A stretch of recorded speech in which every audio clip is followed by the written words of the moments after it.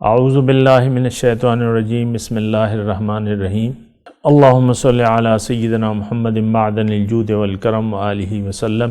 سامعین و ناظرین اکرام، السلام علیکم ورحمۃ اللہ وبرکاتہ۔ آج کے ہمارے موضوعات جو ہیں مختصر ہیں، لیکن سوال ہوئے ہیں تو ایمان اور کامل ایمان میں فرق کیا ہے، پھر ہمارے ایمان کی بنیاد کیا ہے، اور پھر یہ سوال ہے کہ ایمان کو مضبوط کیسے کریں۔ دیکھیں، پہلا سوال جو ہے ایمان اور کامل ایمان میں فرق۔ ایمان کا تو میں نے آپ کو بتا دیا کہ ایمان کا یہ بات نوٹ کر لیں کہ ایمان کہتے ہیں ایک یقین کو۔ ایمان عربی کا لفظ ہے، یقین بھی عربی کا لفظ ہے، لیکن عام طور پہ ہم قرآن جو استعمال کرتا ہے وہ ایمان کا لفظ استعمال کرتا ہے، الا الذین آمنوا وعملوا الصالحات، یعنی نقصان سے وہ لوگ بچ گئے جو ایمان لائے اور عمل صالح کیا۔ سوال یہ ہے کہ ایمان اور کامل ایمان، تو اب اس میں تو یعنی تھوڑا سا فرق ہے۔ ایمان کا مطلب ہی یقین ہے، کامل یقین جو ہے وہ پھر آپ کو حاصل ہو سکتا ہے جب آپ ایمان کے راستے پر چلیں۔ ایمان کے راستے پر چلیں گے تو یہ راستہ جو ہے یہ اللہ تعالیٰ کا راستہ، یہ تو ظاہر ہے کہ ایمان کا راستہ ہے، یقین کا راستہ ہے۔ جب اس پر چلیں گے تو قرآن پاک کے حساب سے یہ ایک نور کا راستہ ہے۔ اللہ تعالیٰ آپ کا دوست اور ساتھی بن جائے گا اور آپ کو نکالے گا اندھیروں سے روشنی کی طرف۔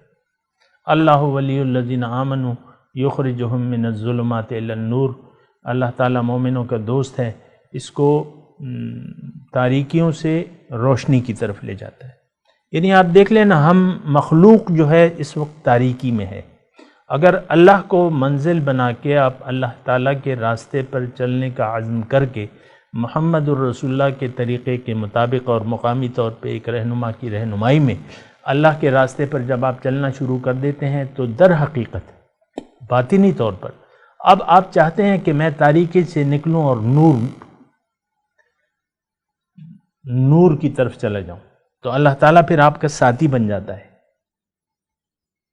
جب آپ نے نبی کا ہاتھ پکڑ لیا رہنمائی کے لیے، یا ان کی انگلی تھام لی، یا ان کی انگلی تھامنے کے لیے ایک شخص مقامی طور پر جو زندہ ہے اس کی آپ نے انگلی تھام لی، اس نے رسول کے دامن سے اپنا دامن وابستہ کر لیا ہے، اس نے تو مطلب رسول کی ذات کا وہ ہے نا، اس کی اگر آپ نے انگلی تھام لی تو اب یہ ہے کہ آپ اپنے آپ کو اس کے رحم و کرم پہ چھوڑ دیں گے۔ کس کے وارث نبی کے رحم و کرم پہ چھوڑ دیں گے کہ بس میں تو آپ جیسے کہیں گے ویسے کروں گا، اور آپ ذہنی طور پہ بھی اس پہ آمادہ ہوں کہ میں نے وہی کرنا ہے جو اللہ کا حکم ہے اور رسول کا طریقہ ہے، اور پھر آپ اس شخص کے رحم و کرم پہ چھوڑ دیں گے اور اپنے آپ کو اس کے حوالے کر دیں گے۔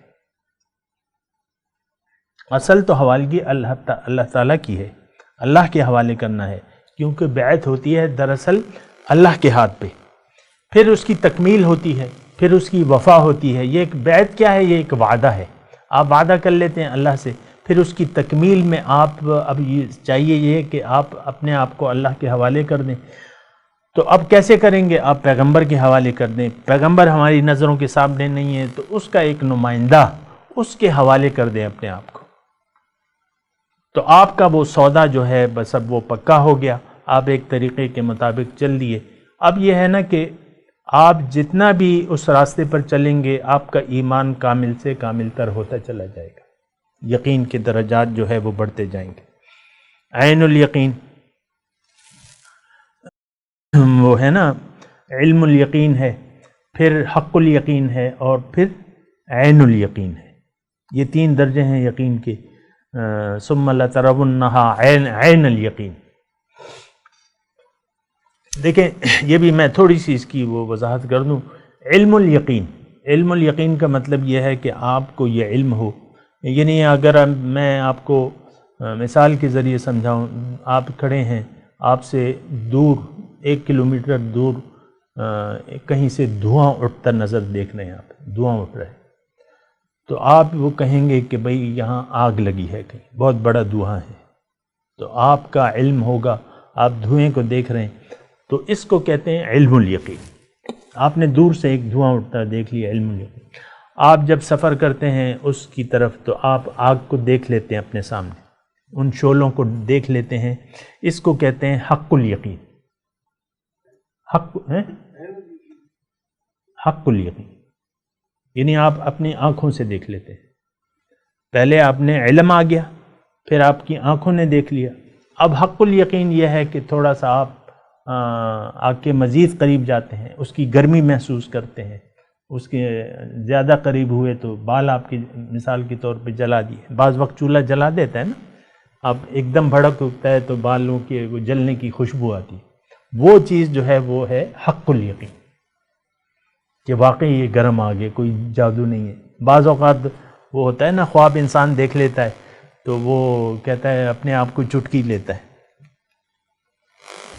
ایسے چٹکی لیتا ہے کہ بھئی میں یہ خواب تو نہیں دیکھ رہا، تو یہ مطلب ہوتا ہے کہ چٹکی لی، آپ کو پتہ تکلیف ہوئی، آپ کو پتہ چل گئی حق الیقین۔ تو یہ 3 درجے ہیں بہرحال۔ تو یہ دیکھیں ایمان کا مطلب یقین ہے۔ یقین آپ حاصل کر سکتے ہیں کیسے؟ اس کائنات پہ غور و فکر کریں۔ آج سورہ انعام ہم نے پڑھی ہے کہ دیکھو یہ زمین اور آسمان اللہ تعالیٰ کی نشانیاں ہیں، اس کو آپ دیکھو، تو وہ نشانیوں سے آپ پتہ چلیں گے، نشانیوں سے آپ کو پتہ چلے گا کہ اللہ ہے، پھر نشانیوں سے پتہ چلے گا کہ مجھے تو اللہ تعالیٰ بلا رہا ہے اپنے پاس، اللہ کا پیغمبر ہے، قرآن ہے، یہ نشانیاں ہیں اللہ تعالیٰ کی۔ یہ قرآن کیا ہے؟ اللہ تعالیٰ کے پیغمبر، اللہ کی نشانی ہے۔ پیغمبر ہیں کہ نہیں ہے؟ یہ اللہ کی نشانی ہے۔ اللہ کے دوست ہیں، یہ اللہ کی نشانیاں ہیں۔ ان سب کو دیکھ کے آپ کو پتہ چلے گا، اس کائنات کی میں آپ غور و فکر کریں، بالکل یہ بات کھل کے سامنے آ جائے گی۔ میں اس کی تفصیل نہیں کر رہا کہ مجھے اللہ تعالیٰ بلا رہا ہے، پیغمبر آپ کو دعوت دے رہا ہے، قل ھذہ سبیلی ادعو الی اللہ۔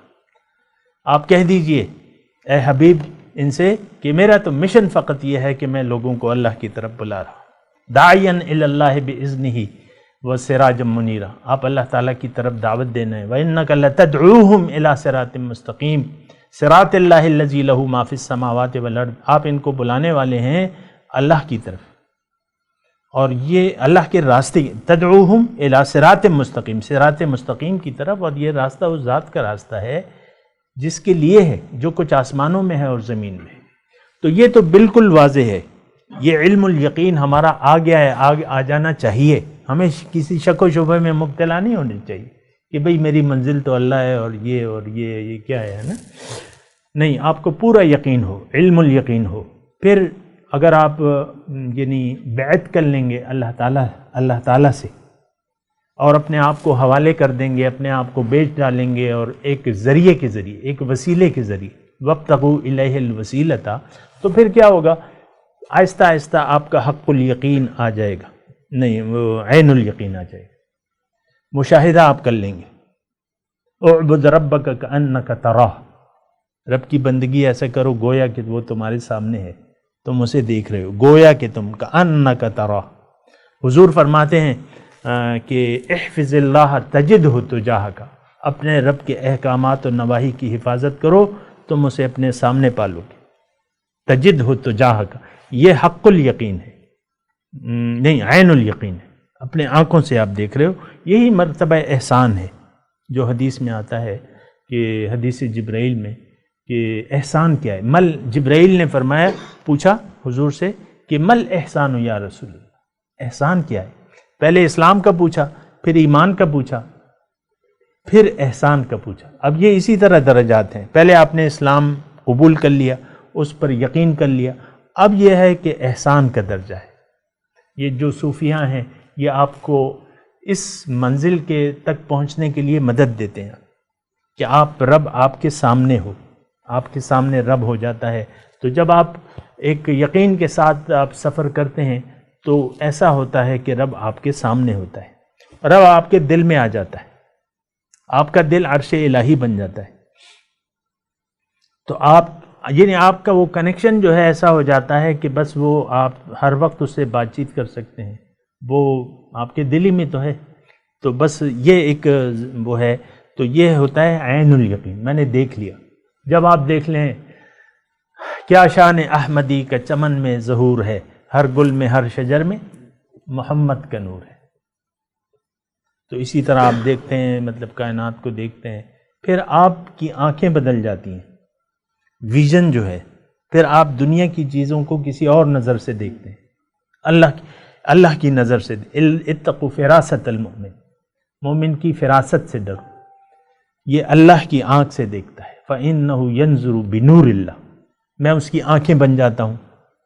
ہے حدیث، میری آنکھوں سے دیکھتا ہے، میں اس کے ہاتھ بن جاتا ہوں، میں اس کے پاؤں بن جاتا ہوں، مجھ سے چلتا ہے، میں اس کے کان بن جاتا ہوں، مجھ سے وہ سنتا ہے.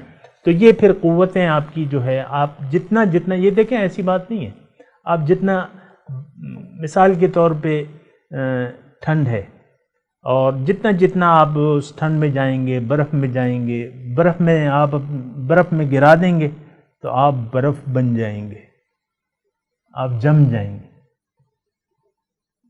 فریزر میں آپ اگر رکھیں نا کسی چیز کو، پانی کو رکھیں، تو وہی پانی جو ہلتا تھا اب جم جائے گا، حالت بدل گئی نا. تو انسان کی اور مومن کی پھر حالت بدل جاتی ہے، وہ پھر اطاعت الہی اور عشق الہی میں جم جاتا ہے.